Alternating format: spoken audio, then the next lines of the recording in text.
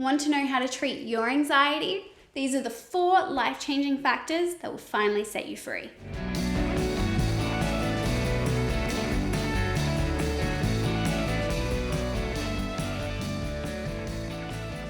Hey, I'm Sarah. I'm an anxiety, gut, and acne naturopath.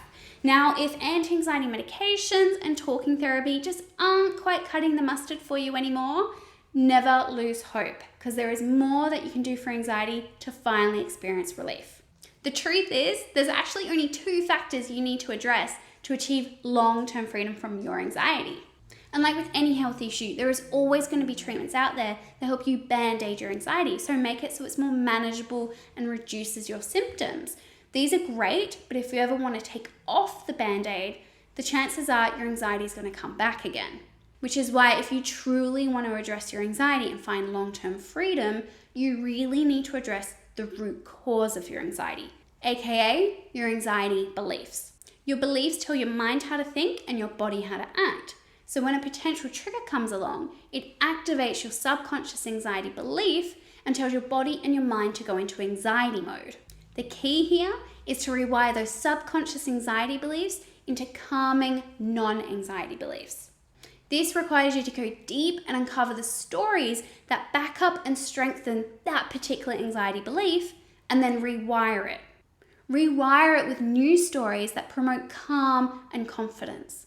Once you've rewired your anxiety belief with a calm and confident belief and found the stories to back it up, you're less likely to automatically be triggered by that particular anxiety response, which means you stay calm, cool, and collected. Now, because you're a human being living out in the world, experiencing new things, going on new adventures, it means you're always going to potentially be exposed to new anxiety triggers. That is why this second part is so incredibly important. The second part is strengthening your anxiety resiliency. Now, what do I mean by resiliency? This basically means your mind and body's inner ability to not be triggered by an anxiety trigger.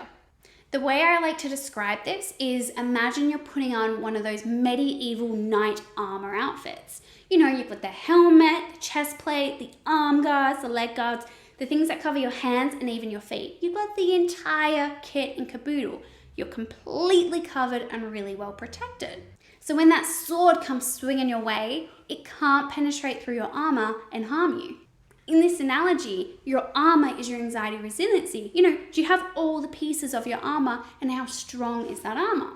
And that sword swinging at you, they're your anxiety triggers. They're things like doing a presentation, asking your boss for a raise, going to an event alone, or going on a first date. But if your armor is incomplete, like you're missing your chest plate and you're missing your leg guards, when that sword comes swinging at you, it can easily get through the gaps and cause you damage and harm. Your armor reflects your anxiety resiliency. The more armor you have on, the stronger your anxiety resiliency.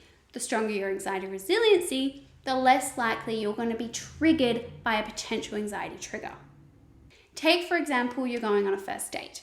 Now, if this date was to happen in that week leading up to your period, you know, you're feeling a little bit PMSy, you'd slept kind of crap last night, so your energy's really flat, and you'd had 1 too many drinks of coffee, you're going to be more prone to feeling anxious, uneasy, and worried in the lead up to that first date, and there's a higher chance you're going to bail. This is because your unbalanced hormones from your PMS, your lack of sleep, and your high amount of caffeine are dense in your armor. They reduce your anxiety resiliency. Now, let's say that date was happening 2 weeks earlier, so smack at ovulation time. You're feeling really good, you slept amazing last night, and you'd only had 1 cup of coffee. You might be feeling a little bit nervous, but generally you're still feeling pretty confident, calm, and you're going ahead with the date. Now, this is a case where your resiliency is much higher. Your hormones are balanced, you slept really well, and you don't have an abundance of caffeine, meaning you have more pieces of armor on, making you less susceptible to feeling anxiety. The difference between these 2 situations, the first time your resiliency was way too low because your hormones were unbalanced, you had a lack of sleep and too much caffeine. And in the second situation, your anxiety resiliency was really high because your hormones were balanced, you had good sleep, and only minimal caffeine. Low resiliency, more prone to feeling anxious. High resiliency, less prone to feeling anxious. So the higher your anxiety resiliency, the more likely you're going to completely bounce an anxiety trigger off you when you're exposed to one, leaving you happy, calm, and confident. Sounds amazing, right? But now the important question, where do you get this resiliency from? Now this is where the second part is broken up into 3 important sections. Your mindset or psychological resiliency, your environmental resiliency, and your health or physiological resiliency. Now in future episodes, I'll be going into much greater detail about each 3 of these areas, but to give you a little bit of an idea, your mindset refers to your thought patterns and general attitudes. Are you a generally positive and optimistic thinker, or are you generally a negative, worrywart, pessimistic thinker? Your mindset and general thoughts are that beginning domino that can lead to either anxiety or calm. If you're prone to thinking negatively and pessimistically, that promotes that downward spiral towards anxiety. Whereas if you're an optimistic and positive thinker, that encourages you towards calm and confidence. Your mindset can heavily influence which direction your mood goes. Now, your environmental resiliency refers to your physical environment, your mental environment, your online environment, and your life environment. Let's take your physical environment, for example. If you were to look around your room and it was really messy, chaotic, and disorganized, and you struggle to think of where to find something, that adds to the chaos and overwhelm in your mind. This makes you more prone to feeling anxiety. But if you looked around your room and it was really clean, the benches were empty, and as soon as you thought of something, you knew exactly where to find it. That encourages you to feel calm and in control. If you have a chaotic environment, it's more prone to anxiety. If you have a calm and controlled environment, it reduces your risk of anxiety. And lastly, your physiological or your health-derived resiliency. Now this one packs a heck of a punch. This one refers to your internal body. Are your hormones balanced? Are you ovulating so you actually have an abundance of beautiful progesterone which reduces anxiety? What's your gut like? Do you have an abundance of the bad bacteria which actually promote anxiety? Or do you have a lot of the good guys that actually reduce anxiety? What's your diet like? Are you eating enough nutrients and protein to make your neurotransmitters in the first place? Your GABA and serotonin that make you feel calm and feel good require certain proteins and certain nutrients to make them in the first place.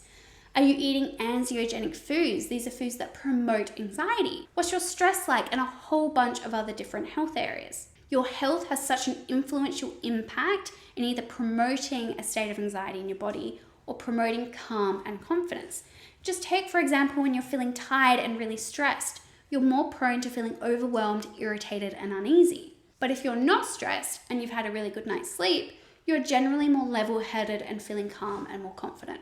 This trifecta of your mindset, your environment, and your physical health can make the shiniest, newest, and strongest anxiety armor that completely deflects an anxiety trigger that's thrown your way, leaving you calm and happy. Over the next 4 episodes, I'm going to be going into much greater detail about these 4 areas.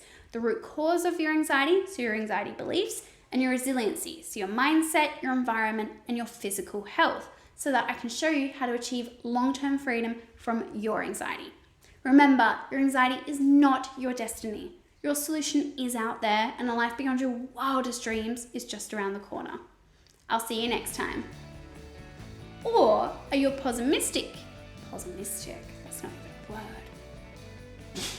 Bless you. Over the next 4,